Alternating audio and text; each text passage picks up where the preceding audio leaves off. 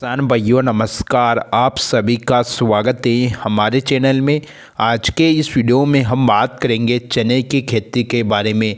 अगर आपने चने की पैदावार 1 एकड़ में 10 क्विंटल सोच रखी है तो आप उस एकड़ से 10 क्विंटल पैदावार कैसे निकालें। अगर आप समय पर उसमें जो ज़रूरी काम होते हैं वह ज़रूरी काम समय पर कर लेते हैं तो आप उसमें 10 क्विंटल पैदावार निकाल सकते हैं। मैं आज के इस वीडियो में बात करूंगा कि आपको चने की फसल में कौन कौन सी 3 गलतियां नहीं करना चाहिए।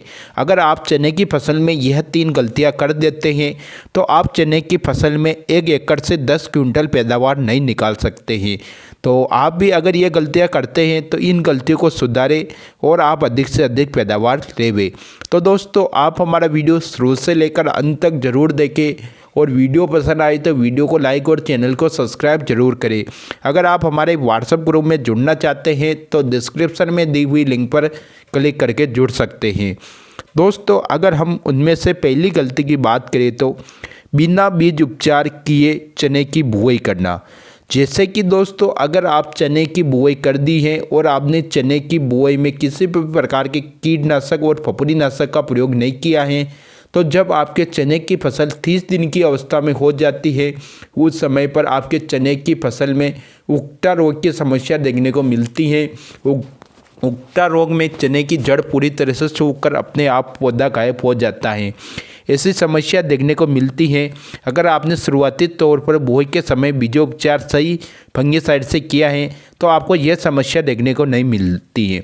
अगर नहीं किया है तो यह समस्या देखने को मिल रही है तो इस समस्या के निवारण के लिए आपको अपने चने की फसल में एक बेस्ट फंगीसाइड का प्रयोग करना चाहिए।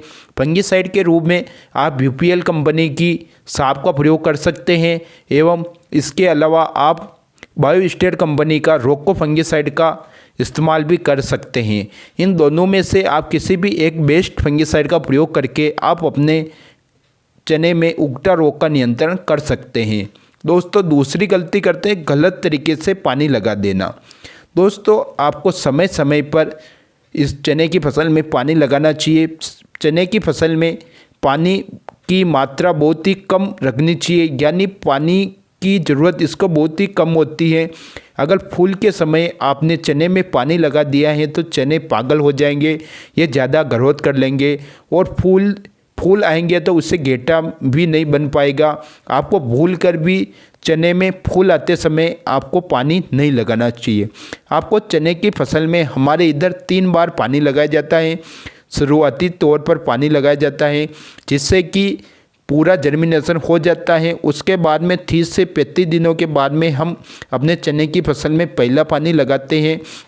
उसके बाद हम आखिरी पानी जब फूल से गेटे बन जाए या चने में दाना भराव का समय चल रहा होता है तो दाना भराव की अवस्था पर हम चने की फसल में लास्ट वाला पानी लगा देते हैं। उसके बाद में पानी नहीं लगाते हैं। आपको एक सावधानी रखनी चाहिए कि दूसरे पानी लगाए तो आप पानी का भराव अपने चने की फसल में ना होने दें और आपको फूल आते समय कभी भी भूलकर यह स्प्रे ना करना चाहिए। दोस्तों, पहला पानी 30 से 35 दिनों के बाद में और दूसरा पानी दाना भराव वाली अवस्था पर करना चाहिए, तभी आप चने से अधिक पैदावार ले सकते हैं। इससे ज़्यादा बार आप चने की सिंचाई ना करें। इसके अलावा किसान भाई लोग तीसरी गलती करते हैं कीटनाशक दवाओं का गलत तरीके से प्रयोग करना। जैसे कि दोस्तों, चने की फसल में अनेक प्रकार की इल्ली का प्रकोप देखने को मिलता है। अगर इल्ली का प्रकोप हो रहा है तो आप चने की समय समय पर निरीक्षण करते रहे और इसमें कीटनाशक दवाओं का छिड़काव करते रहे। उदाहरण के तौर पर बताऊं कि आपने अगर चने की फसल में पहला स्प्रे इमामेक्टिन सेव वाली दवाओं का किया है और उसके बाद आप जब दूसरा स्प्रे करते हैं तो भी उसमें आप इमामेक्टिन बेंजोएट वाली दवा का प्रयोग कर रहे हैं तो पौधे पर इमामेक्टिन दवाओं का ज़्यादा डोज हो जाने के कारण आपको दूसरा स्प्रे का ज़्यादा रिजल्ट देखने को नहीं मिल पाता है। तो आप चने की फसल में पहला स्प्रे 30 दिनों के बाद करें और दूसरा स्प्रे जब फूल बन रहे उस समय पर इसमें आपको दूसरा स्प्रे करना चाहिए और पहले और दूसरे स्प्रे में आपको अलग अलग दवाइयों का प्रयोग करना चाहिए। पहले स्प्रे के रूप में आप इमामेक्टिन बेंजोएट 5% एचजी सेव वाली दवा का प्रयोग कर रहे हैं तो आपको दूसरे स्प्रे में आपको या तो बायर कंपनी की फेम या एपीएमसी कंपनी की कोराजन जैसे बेस्ट कीटनाशक का प्रयोग करके आप चने की फसल की अधिक से अधिक पैदावार बढ़ा सकते हैं। तो दोस्तों आई होप आपको यह वीडियो समझ में आया होगा। अगर जानकारी अच्छी लगी, आप कौन कौन सी गलतियां करते हैं, कौन सा कीटनाशक डालते हैं, हमें कमेंट करके अवश्य बताइए। धन्यवाद। जय जवान जय किसान।